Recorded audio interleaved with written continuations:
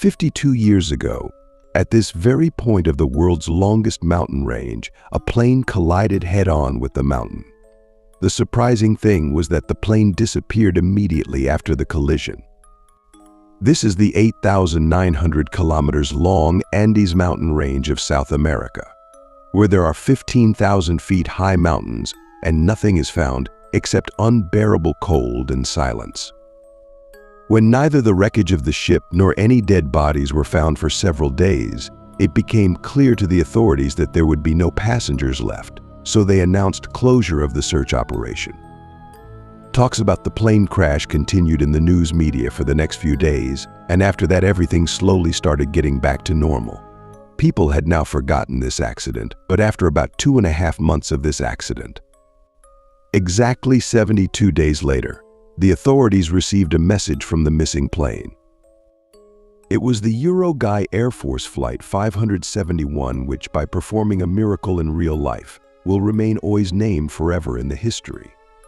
On 12 October 1972, this flight takes off from Montevideo, the capital of Uruguay. There were rugby players on board who had to go from Montevideo to Chile's capital Santiago to play a match. A total of 40 passengers and crew members were in the plane, including the rugby players. After takeoff, the plane had just reached Argentina when, due to sudden bad weather, they had to land in the Argentinian city of Mendoza. The captain took this decision because the world's highest Andes mountain range stands between Argentina and Chile like a wall. The high mountains here are quite dangerous, and passing over them in bad weather was not without danger. The pilot's plan was to spend one night in Mendoza, and then the next day the weather would be fine. The Andes Mountains were to be crossed, but how did the pilot and all the passengers know what trouble was going to befall them the next day? Friday, October 13th, Flight 571 took off from Mendoza. If seen on the map, it was Mendoza, and their destination is only 180 kilometers distance between Santiago, but in these 180 kilometers there are only 15,000 feet high peaks of Andes. Hence the planned route of the flight was such that first the plane will go to the south of Mendoza, gain its height, and then the plane, after reaching Chon Pass, it will turn towards the Andes and cross these dangerous mountains, and then turn towards the Chilean city of Curcova and land directly on Santiago. The pilot of Flight 571 had completed around 50 flights on this route, so he had a lot of confidence on himself. As soon as the plane took off from Mendoza, it headed towards the south as per the plan. While the plane was gaining height, the pilot noticed that a thick layer of clouds had hidden the entire scene below. Now the pilot was in this condition. It has connected with the control tower, which will keep the pilot informed about his location through radio after seeing the radar. Apart from the control tower, pilots can also estimate their location in another way. In this, the speed of the aircraft is kept in view of the last known location of the aircraft. One can estimate one's current location through calculations. This method is called dead racking in aviation language. As soon as Flight 571 reached parallel to the launcher pass, it took a right turn. Now it is in the Andes at an altitude of 18,000 feet. They were passing over the mountains, with blue sky above and white clouds below. The pilot was completely dependent on the Santiago Air Traffic Control Tower. As soon as they approached Plazon Pass, Flight 571 disappeared from the control tower's radar. This is a normal thing, because the radar signals were very weak due to the mountains.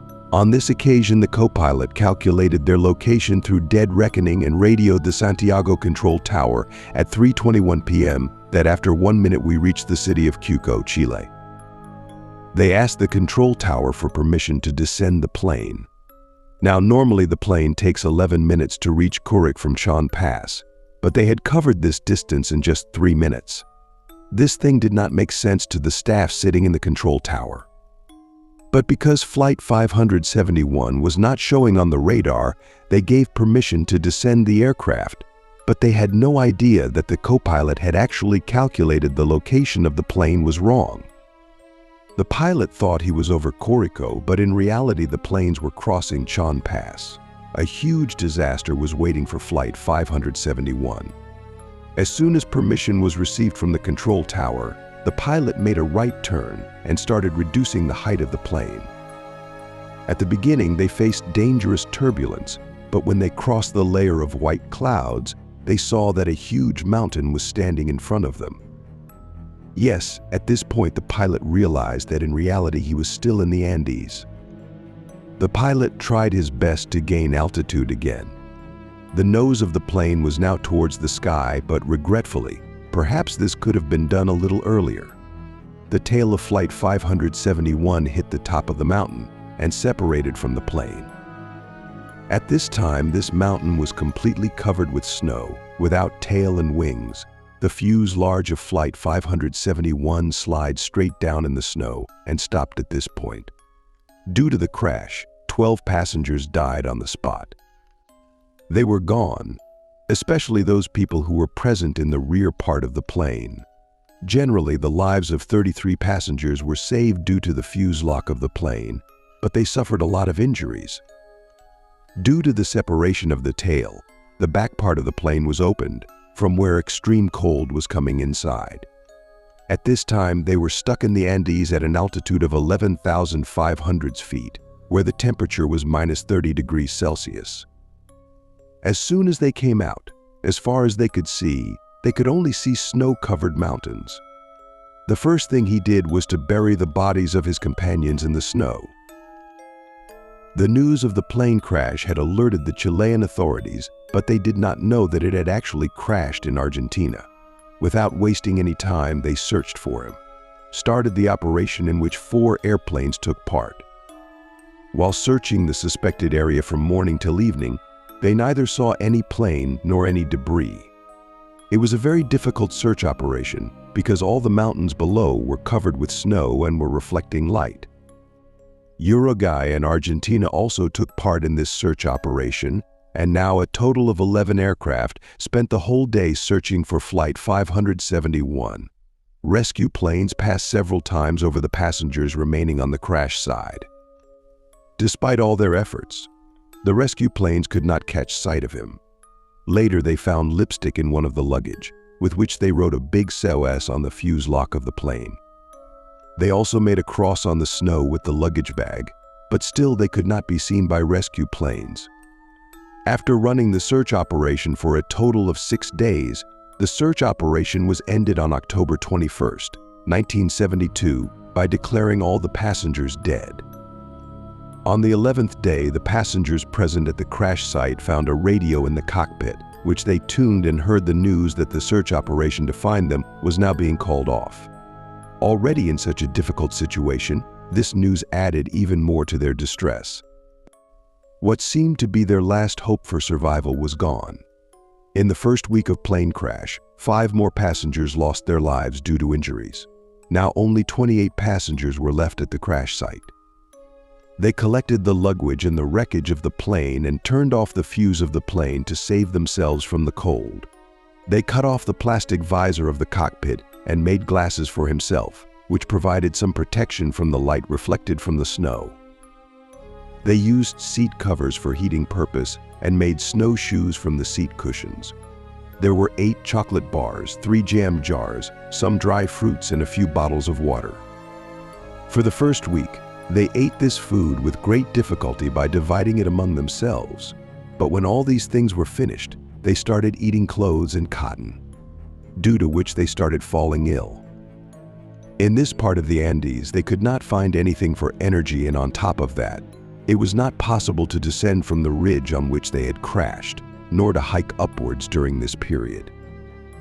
The condition of the passengers was such that their body weight had reduced to 40. Finally, when they could not understand anything, they started eating the body parts of their dead companions. Obviously, this decision was very difficult, but due to hunger, thirst, and weakness, they were forced to take this step.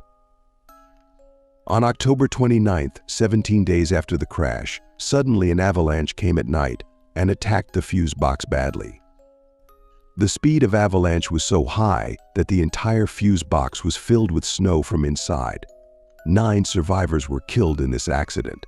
The remaining 19 people used whatever they got to remove the snow and make space for oxygen. As days passed, the condition of the survivors was getting worse. One by one, all of them were facing death. And the survivors were waiting for their death. Till December 12th, 60 days after the crash, 3 more survivors lost the battle of life. Now the 16 people left behind had only 2 options. Here they were counting their remaining days. Start or dare to hike this vertical cliff to the west. On December 12, 1972, 3 rugby players, Parado, Canizza, and Vigen, set out to hike Western Peak in the hope that the other side of the mountain would be green.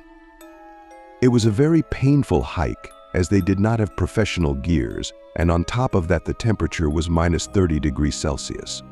They had handmade sleeping bags and warmers made from plain seats. Wrapped their clothes and went on a hike. After hiking continuously for 3 days, when they finally reached the top of the mountain, they saw that on the other side of the mountain there were similar snow-covered mountains. Here too, there was neither greenery nor chance of survival due to shortage of food. One person went back to the crash site. Parado and Canizza went downhill on the other side of the mountain in search of help. After trekking for the next 10 days and traveling 61 kilometers in bad condition after that, finally they reached a valley where there was greenery. There were animals and the river was also flowing. First of all, they drank water from the river, and then they saw a man on a horse on the other side of the river. Due to the noise of the river, they could not convey their message to that person. But that local sitting on the horse got an idea and wrapped a paper and a pen in a stone and threw it across the river. Parado and Canizza wrote the whole story on that paper and threw it back. The person chased the horse away. This letter was taken to the Chilean authorities. At first, they could not believe that how could the survivors of a plane crash be still alive even after 2.5 months. But the authorities immediately rescued Parado and Canizza and, after dressing them, interviewed him in detail. On 27 December 1972, 72 days after the crash, 3 helicopters on the instructions of Parado and Canizza reached the crash site. Seeing this peak of the mountain, even the pilot was surprised that these 2 rugby players had done this without any gear and experience. How could this mountain have been surmounted? Ultimately, all the survivors present in the fuselage were rescued and their dead comrades were buried there by digging a big grave. A memorial was made by placing some stones on top of that grave, which remained in the same condition. This memorial is still present there and reminds us that if a person does not lose courage, he can defeat even the biggest problems. Hopefully you will like and share this video. Thanks for your loving comments. Thank you very much. See you in the next great video.